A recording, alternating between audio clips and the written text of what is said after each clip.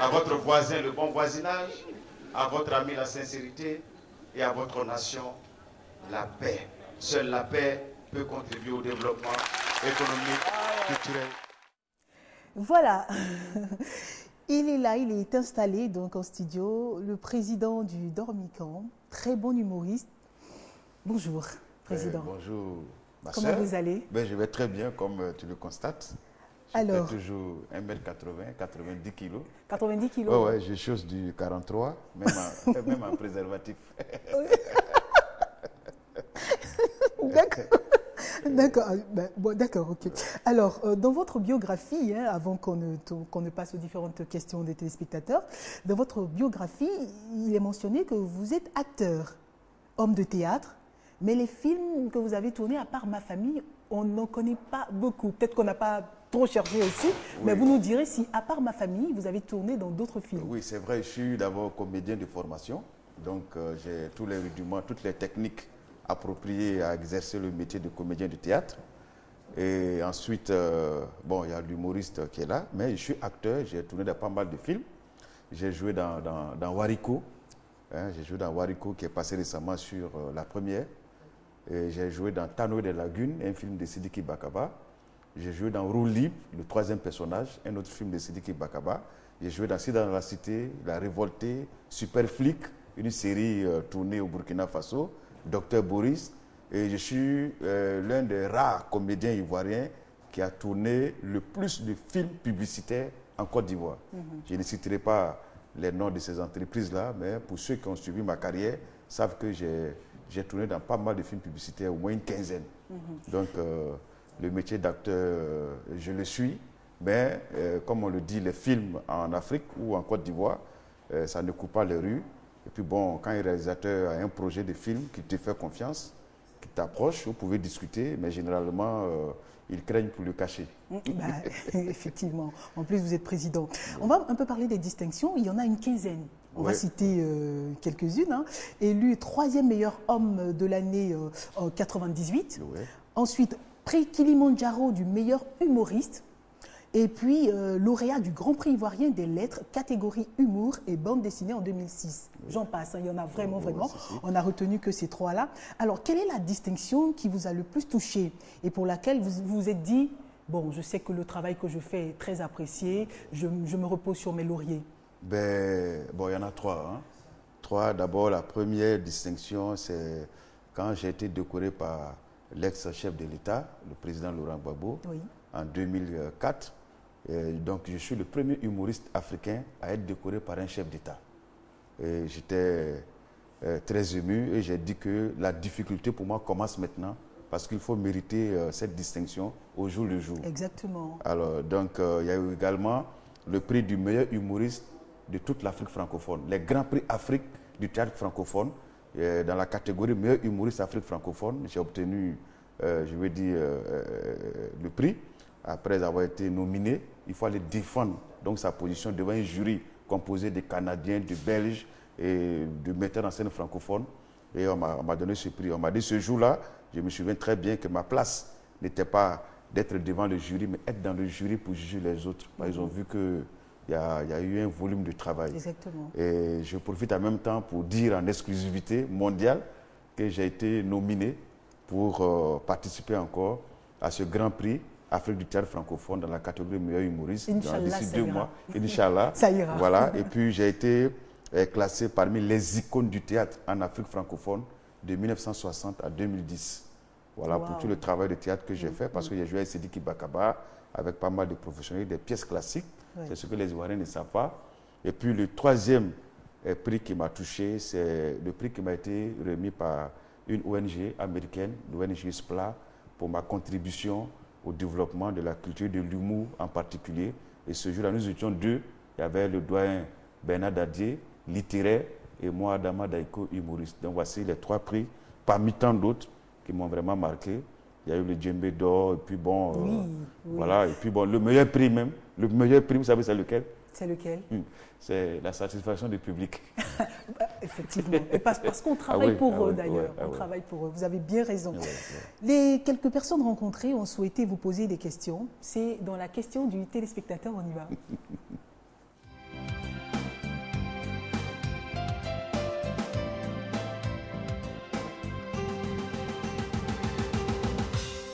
j'aimerais savoir qu'est-ce qu'il devient avec son parti, le Dromican. Voilà.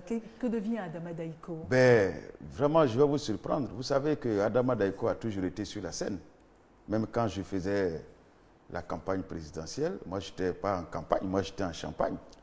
Parce que nous, on voulait fêter notre victoire avant d'aller aux élections. Ben, c'était une forme d'animation, de détendre un peu l'atmosphère. C'est vrai qu'après les élections, on se demande où je suis parti, mais je ne suis jamais allé en exil. Et j'aime le dire que je suis le seul président de parti politique en exil à Abidjan. Sinon, j'étais très souvent en spectacle à l'extérieur. J'ai fait Bamako, Lubumbashi, Kinshasa, Togo, Cotonou. Je suis allé dans presque toute la sous-région où j'étais en spectacle. Ici également, de temps en temps, je participais à certains spectacles. On a vu un peu les Biches d'Or, Biche Time. Bon, ben, puis bon, quelques spectacles privés. Sinon, je suis là, je vais très bien, je continue mon travail. J'ai même publié d'ailleurs un 4e livre, Et Dia ma vieille, disponible en librairie. Vous aimez beaucoup les livres. Hein. Je me rappelle que peut-être que vous ne vous en souvenez pas, ou peut-être que vous vous en souvenez. On a fait un vol ensemble, Bamako-Abidjan, Oui. où vous me disiez tout ce que vous faites, écrivez. Ouais, c'est très important d'écrire. Tout à fait. Même parce une biographie, une autobiographie, mais c'est vraiment important de tout mettre, de tout coucher sur papier. Oui. Non, ce sont des conseils qui m'ont été donnés par des personnes avisées, telles que Kaba Taïfou, paix à son âme. Quand je faisais à l'Ocodrome à l'époque, il m'a dit, mais attends, mais tiens, tu as une belle écriture, tu as des humours qui plaisent, des humours avant-gardistes, donc il faut les coucher sur du papier, puis demain en faire un livre. Et je me suis dit, ok, j'ai compris. Donc je me suis initié au métier de l'imprimerie avec un grand frère, Koulibaly Soumaïla. Voilà comment j'ai eu cette passion de faire publier des livres. Aujourd'hui, il y en a jusqu'à 4 livres disponibles en librairie. Et j'ai sorti un album également cette année, Dieu Amour. On aura le temps de parler de voilà, cet Dieu album. Amour. Donc c'est pour dire que je suis là, je travaille. C'est vrai qu'on ne me voit pas sur la grande scène. Exactement. Mais rassurez-vous, c'est pour bientôt. D'accord. C'est pour bientôt. Je serai tout le temps sur scène. Et je vais reprendre mes one-man shows que vous aimez tant. On va partir avec la deuxième question. Madame Daïko, je me nomme Amani Sylvain, je suis étudiant à l'INSAC. J'aimerais savoir qu'est-ce qui, selon vous, fait un bon humoriste? Alors, qu'est-ce qui fait un bon humoriste? Et moi, j'ai envie de rajouter, excellent humoriste, vous l'êtes, hein, est-ce que, quand on dit qu'on est excellent humoriste, cela veut forcément dire que la politique aussi, on peut être un très bon acteur politique. Est-ce qu'avec du recul, j'ajoute en même temps, est-ce qu'avec du recul, vous n'avez pas de regrets? Bon, ben, je vais profiter pour donner une réponse, comme on dit, globale. Dans un premier temps, pour être un bon humoriste, c'est celui qui donne le meilleur de lui-même à chacune de ses prestations. Parce que l'objectif, c'est de détendre, c'est de faire rire. Si vous n'êtes pas de bonne humeur, il va être difficile pour vous d'emballer le public. Et un bon humoriste, c'est celui qui a le sens de l'observation et surtout de l'écoute. Parce qu'il faut avoir une oreille qui se balade. C'est-à-dire qu'il faut savoir écouter, il faut savoir transmettre. Il faut observer ce qui se passe dans la nature. Tout à l'heure, moi, je vous écoutais, je vous observais. Mais un humoriste doit être prompt à réagir. Voyez-vous, le cas des enfants incarcérés et tout, si l'enfant fait 2 ans en prison étant petit, il n'a pas demandé. Mais si plus tard, il devient adulte, qu'il commet une erreur, on ne doit pas l'amener en prison parce qu'il a déjà purgé au moins 2 ans de prison. Maintenant, quand on dit qu'on ne bat pas les femmes, bon, moi je suis musulman. À l'époque, quand vous vous mariez, le père met une chicotte dans les bagages de la fille pour dire, bon, voilà. J'ai un ami, s'il est à bout, je sais Voilà, qu'il nous regarde, qui me disait, justement, il me disait à juste titre, la peau des traditions est dure, c'est tenace en fait. Voilà, c'était comme ça. Mais pour moi, ce n'est pas un événement parce que c'est des choses auxquelles je suis habitué. Mais c'est quand la femme bat son mari, là vraiment, c'est pas bien, quoi. Donc, pour dire que, je disais souvent que c'est parce que les politiciens, à un moment donné, ont commencé à jouer la comédie à notre place que je suis allé à la politique. Sinon, entre un politicien et un comédien, c'est presque le même boulot. Hein.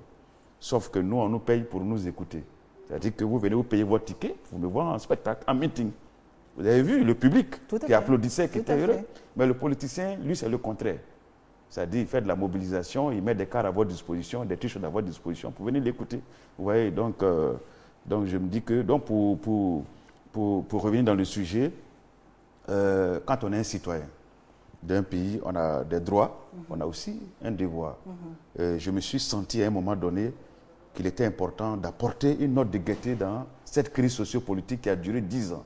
Et dès que j'ai fait acte de candidature, je vous assure que le monde entier était heureux de savoir que voilà quelqu'un qui vient réaliser le rêve de Coluche.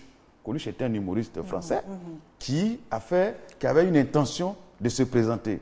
Et ils ont fait le sondage, il y avait au moins 16% d'intention de vote. Et les gens ont vu que c'est un élément dangereux. Mais justement, on a vu ce qui s'est passé. Vous citez très souvent Coluche, hein, mais derrière Coluche, il y avait les Restos du Cœur. Voilà. Derrière vous, qu'est-ce que vous vouliez montrer justement en rentrant dans la politique? Oui, non, mais en fait, c'est vrai, les Restos du Cœur, c'est devenu une institution. Aujourd'hui, Coluche n'est pas là. Mais moi, j'ai pu mettre en place ce qu'on appelle un festival. Le Festival international du riz d'Abidjan, qui a permis à pas mal de jeunes humoristes aujourd'hui, à Galawal, Koro Abou, Magnifique, aujourd'hui, de se faire connaître. Se faire connaître. Et aujourd'hui, ils tournent dans le monde. Donc, c'est pour dire que quelque part, c'est plus qu'un resto du cœur. Ça, c'est un restaurant même de la famille. Parce qu'ils permettent à la famille... c'est un restaurant. C'est un restaurant. Ils permettent à la famille de manger un peu. Non, pour vous dire que le fait que j'ai été candidat aux élections présidentielles, premier humoriste à faire acte de candidature à une élection présidentielle dans un pays, je crois que c'est important pour l'histoire. D'abord, je suis entré dans l'histoire. Et puis de deux, ce n'était pas pour faire de la politique politicienne. La preuve, après les élections, je n'ai pas été nommé ministre, je ne suis pas allé m'inscrire dans un parti politique. J'étais un candidat indépendant. Je continue mon travail. Si 2015, j'estime, je sens que j'ai des idées, j'ai une vision pour les Ivoiriens que je peux me présenter, c'est aux Ivoiriens de choisir leur président. Mais nous étions 14 candidats, j'étais classé 11e. C'est pas mal. Ah non, je n'ai pas été dernier. Il faut le préciser. Exactement. Donc si on veut respecter la Constitution, je suis le 10e vice-président de la Côte d'Ivoire. Mais est-ce qu'avec du recul, vous avez des regrets ou pas? Non, le seul regret que j'ai, ça il faut que je vous le dise, le seul regret que moi, Adama Daïko, j'ai, après avoir passé cette élection, c'est de la manière dont les élections se sont terminées. Avec cette crise que nous avons vécue, pillage, vol, des victimes et tout ça, vraiment, ça m'a laissé, je veux dire, un goût amer. Voilà, alors qu'on va aux élections pour avoir la paix. Exactement. Voilà, donc malheureusement, on était obligé de passer par une situation catastrophique pour avoir ce calme-là. Alors, il y a un tweetos qui demande comment est-ce que, enfin, quel homme ou femme politique ivoirien vous emmèneriez, par exemple, sur une île déserte? Quel homme politique ou femme politique que vous emmèneriez, par exemple, sur une île déserte? En Côte d'Ivoire? Bah oui, en Côte d'Ivoire. Ou vous préférez aller seul? Parce que, bon, je vais d'abord lancer l'invitation. Celui ou celle qui accepte de me suivre, on ira ensemble. Sinon, je pense que c'est une responsabilité qu'il faut prendre. Voilà, c'est quand ça ne marche pas qu'on accuse les autres. Exactement. Allez, on va partir pour la troisième question. Bonjour Daïko, je suis Yao Patrick, étudiant à l'université Félix Houphouët-Boigny d'Abidjan. Depuis quelque temps, le festival du riz est en stand-by. Alors, bientôt le retour? Vous le disiez tout à l'heure, oui, bientôt le retour. Oui, et vrai. moi, ce que j'ai envie d'ajouter, c'est, est-ce que vous pensez que vous avez encore un public? Cette question m'a été posée, je crois, il y a de cela quelques jours. J'ai tout simplement dit ceci, que le Festival international du riz d'Abidjan est devenu aujourd'hui un patrimoine ivoirien. Je le faisais avec l'appui, je vais dire, des autorités de l'époque. C'est-à-dire quoi? C'est-à-dire que quand j'allais vers des sponsors, j'avais des documents qui attestaient que c'était sous le haut patronage du chef de l'État, que le ministre de la Culture ou un tel ministre présidait la cérémonie, avec des documents à l'appui. Donc, des sponsors constataient que c'était une manifestation crédible. Donc, on avait cette possibilité de gérer la salle, de gérer la com. On avait aussi pour partenaire la télévision, la RTI, pour dire tout simplement que le festival, il vit toujours. C'est-à-dire nous sommes en train de repenser sa mise en circulation. On a fait 8 éditions non-stop, ce qui n'est pas facile, ça demande beaucoup de moyens. Mais comme je l'ai dit, je suis en train de travailler pour que ce festival revienne pour le bonheur, pas seulement des humoristes ivoiriens, mais des humoristes africains. Bah oui. Et pour nous aussi. Oui, maintenant, c'est parce que je veux dire que j'ai le sens du partage que j'ai mis ce festival en place. Sinon, je pouvais dire, bon, nous sommes dans un monde de concurrence, pourquoi donner la possibilité aux autres de se faire connaître, d'émerger? J'ai dit non, je n'ai pas ce sentiment-là. J'ai le sentiment du partage et je suis sûr qu'un jour je ne serai pas là. Il faut que d'autres humoristes continuent le boulot. Voilà pourquoi le festival a été créé. Maintenant, si vous demandez si j'ai encore du public, ça c'est une question qui ne se pose pas. Quelqu'un qui a été 11e à une élection présidentielle, et mon public, ce n'est pas seulement les Ivoiriens, ce n'est pas seulement la Côte d'Ivoire. Mais vous avez vu la salle? La salle était pleine. Mais ça, c'était en 2010. En 2010. Depuis le temps, en 2014, beaucoup d'eau a coulé sous le pont. En 2014, j'ai joué à Ouagadougou devant 5000 personnes. Le 14 juillet 2012, j'ai joué mon spectacle de CPI à la CPI, à la Maison du Peuple de Ouagadougou, une salle de 4000 places. J'ai joué 2 fois la même nuit. C'est-à-dire j'ai fini, on a vidé la salle pour faire entrer un deuxième public. Moi, mon public, il est partout. Je suis un humoriste. Et le public ivoirien? Le public ivoirien, j'ai mon public. Je disais à quelqu'un, il y a quelqu'un qui a fait allusion à l'atmosphère sociopolitique. Ah, Dama Daiko, voilà, est-ce que tu es sûr que les gens vont venir à ton spectacle? Et j'ai rigolé en disant non, j'ai au moins 46% des Ivoiriens qui viendront à mon spectacle pour rigoler un peu. Non, sinon j'ai un public. Je crois que c'est vrai, à un moment donné, c'était difficile parce que j'avais des fans dans tous les partis politiques. Exactement. Et ceux qui, hier, me considéraient comme peut-être adversaires, et c'est normal parce qu'ils étaient habités par une émotion de mécontentement. Mais je crois qu'aujourd'hui, avec le temps, avec cette campagne de réconciliation, cette campagne de paix, les uns et les autres ont compris qu'il faut aller à l'essentiel. Et aujourd'hui, ce sont ceux-là, ce sont eux-mêmes qui me disent, mais quand est-ce que tu joues, quand est-ce qu'on peut te voir en spectacle? Sinon, il n'y a pas de problème. Je sais que si je fais un one-man show dans une salle comme celle du Palais de la Culture, je vais refuser du monde parce que la qualité du spectacle que je vais produire donnera l'occasion à d'autres personnes de me redécouvrir. En vous, c'est très bosseur de toute façon. 4e question, on y va. Daiko, on vous voit de moins en moins en spectacle. Est-ce que vous n'avez pas perdu un peu votre valeur artistique? Bon, je vais rajouter. Est-ce que vous êtes même sollicité par la jeune génération pour travailler sur des spectacles? Et justement, que pensez-vous de la jeune génération? Ben, je l'ai dit hein, qu'ils sont talentueux. Et je connais beaucoup parmi eux parce que je les ai auditionnés dans un premier temps en leur donnant des conseils. Ces conseils ont été appliqués en leur donnant également des espaces professionnels, comment se tenir sur la scène, comment aborder un texte. Et aujourd'hui, je crois que beaucoup parmi eux ont compris et sont en train de faire, je veux dire, pas mal de scènes, pas mal de festivals. Maintenant, il y en a qui viennent vers moi, il y en a qui m'appellent, ah doyen, je veux te rencontrer, voilà, j'ai un spectacle que je veux monter, voici le sujet. Et nous, on travaille ensemble sur la trame. Et puis, très souvent, quand on se rencontre à des festivals, le jour où ils ne jouent pas ou que moi je ne joue pas, on se retrouve dans le public, on regarde les autres jouer et je leur dis voici les erreurs qu'il faut éviter parce que c'est un métier qui ne pardonne pas. Tout à fait. Vous pouvez faire rire aujourd'hui à Abidjan, quand vous vous rendez à Bamako, vous avez un autre public. Tout à fait, il faut voilà, adapter. Il faut adapter, ça demande beaucoup de recherche. Ma valeur artistique, je vous assure que je n'ai rien perdu de ma valeur artistique. Quand vous écoutez mon dernier album, quand vous lisez mon 4e livre, quand vous voyez mon spectacle... Vous n'êtes pas venu avec le 4e livre? Non, je ne suis pas venu avec. C'est en librairie, c'est Edia, ma vieille. Donc, il faut que j'aille acheter, en fait. C'est non, ce que ça veut dire. Non, je vais vous amener ça. J'espère bien. Donc ce n'est pas facile de faire un album de 12 titres, 100% reggae, arrangé par un jeune Ivoirien, Marc Williams, c'est joué par des musiciens, je vais dire ivoiriens. Et le livre a été édité ici en Côte d'Ivoire. Mon spectacle, mes meilleurs plats de rire, je l'ai joué en grande première à Cotonou, à l'Institut français. Et j'ai également créé un spectacle intitulé du CP1 à la CPI. Quand vous voyez le contenu de ce spectacle-là, sincèrement, je n'ai rien perdu de ma valeur artistique. Au contraire, ce moment m'a permis de réfléchir, d'élaborer encore des textes beaucoup plus professionnels.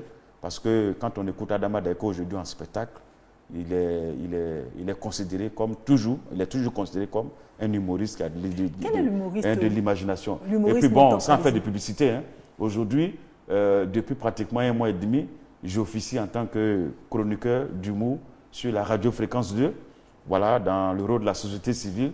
Tous ceux qui écoutent cette émission comprennent comment est-ce qu'Adama Daiko aborde des sujets d'actualité. Et puis je suis chroniqueur sur une chaîne panafricaine. Bon, nous on vous cite là-bas, donc j'ai pu citer le nom ici. Non. Ok, d'accord, c'est pas grave. Sinon, sur une chaîne panafricaine, je suis chroniqueur d'humour. Donc, c'est pour vous dire que j'ai toujours cet esprit de créativité, d'imagination.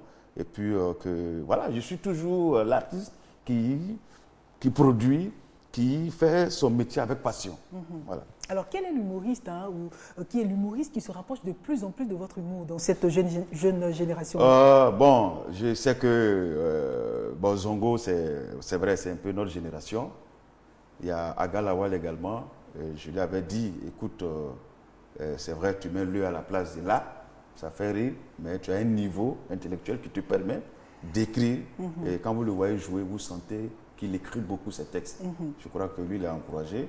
Et puis bon, le Magnifique sont des jeunes également qui je veux dire, qui me respectent beaucoup. Oui, le voilà, Magnifique, chaque fois que je l'ai reçu, il vous a cité en exemple. C'est un garçon qui se bat beaucoup. Et ça se sent même pas. On sent qu'il aime ce qu'il fait. Exactement. Voilà, il y a Koro Abou, et puis bon, il y a toute cette génération qui se bat, chacun se bat à son niveau pour pouvoir, je veux dire, positionner la Côte d'Ivoire sur le plan international.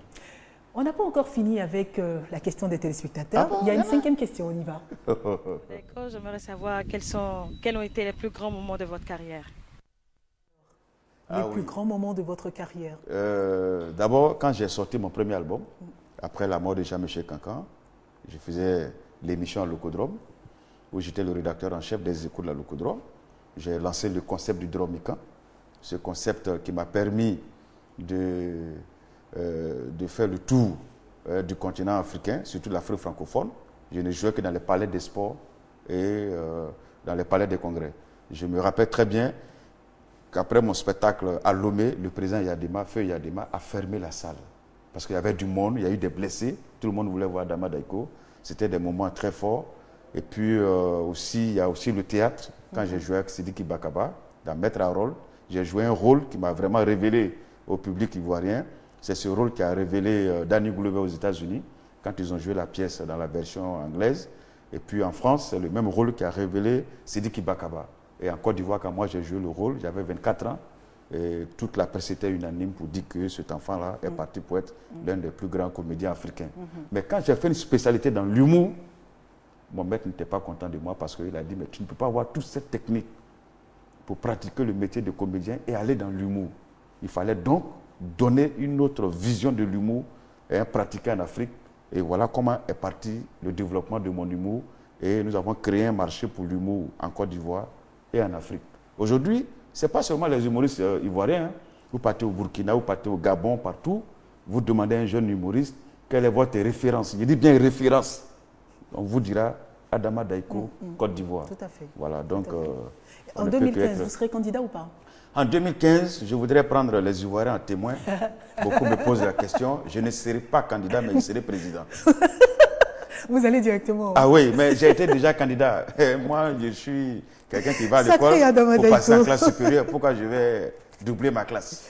On va à présent parler de votre actualité. Oui. C'est cet album, Dieu est amour, album de 12 titres. Hein. Tout à fait. 12 titres. C'est que du reggae ou vous avez d'autres versions? Oui, non, c'est 100% reggae, mais il y a un texte à l'intérieur. La jeunesse consciente, c'est un sketch de 4 minutes que je joue avec un comédien, Kralin. Donc, nous parlons un peu de ces jeunes diplômés qui n'ont pas de travail, tout simplement parce qu'ils n'appartiennent pas à un parti politique qui est au pouvoir. Ce n'est pas seulement la Côte d'Ivoire, mais partout en Afrique, ce sont des situations que vivent les jeunes. Donc, il fallait dans un humour caricaturer cela. Et puis, il y a un thème sur le sida, un thème du CP1 à la CPI. Tout à fait. Comment du CP1, je suis devenu comédien professionnel international. Comment je joue la comédie politique avec les Ivoiriens. Comment j'ai été candidat à la présidentielle ivoirienne. Et c'est l'abréviation qui donne CPI. Voilà, hein. CPI. Chantons et prions intérieurement. ce Encourageons la coalition des pasteurs et des imams pour mettre fin au conflit palestino-israélien. CPI, ce n'est pas ivoirien. CPI, ce sont nos palabres inutiles. C'est pour vous dire, en fait, qu'il n'a rien perdu de sa superbe. Voilà, quand je dis CPI, les gens ont peur. Non, tout à fait. n'ayez pas peur. Nous manipulons la langue de Molière, comme le dit quelqu'un. Voilà, donc pour dire que c'est un album complet. Il y a Chokona Chaka, il y a la politique en Afrique, c'est une affaire de Urukaya. Si les politiques ne veulent plus de comiques dans le jeu démocratique et pacifique, qu'ils cessent de jouer les comiques avec un peuple qui vit une réalité hypothétique et chaotique.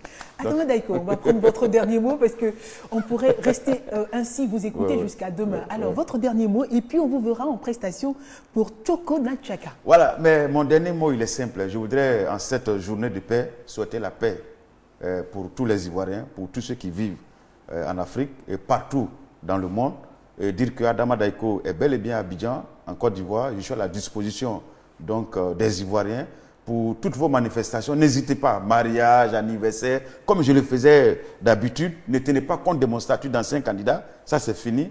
Je suis à la disposition de tous ceux qui veulent rire que Adama Daïko est là. Et je vous souhaite la paix, je vous souhaite vraiment beaucoup de courage parce qu'on a tous passé des moments difficiles. Oui. Mon album est disponible sur le supermarché. Je ne dis pas sur le marché. Et puis également, j'ai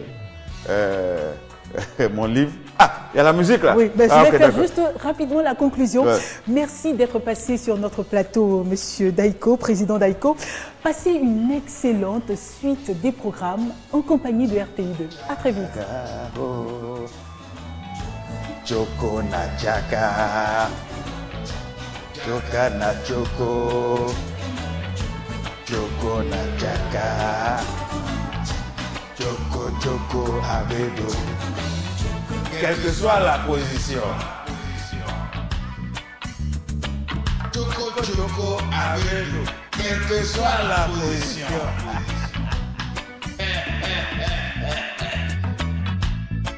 La patience, la persévérance donne la récompense. Eh vieux mort, si tu arrives nouvellement dans un village, si tu es pressé d'avoir un enfant, voilà, et tu risques de marier une femme enceinte.